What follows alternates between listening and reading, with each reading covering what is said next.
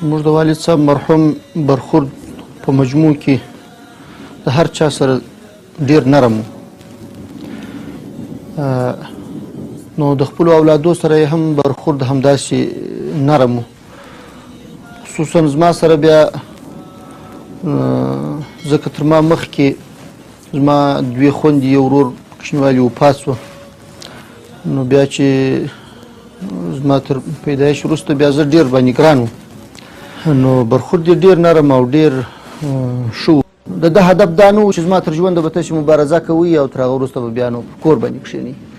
هدف یې دا و چې افغانستان ته باید سوکالي راشي او افغانان باید د دغسې مشکلاتو څخه وژغورل شي او دلته یو شرعي اسلامي خپلواک نظام حاکم شي.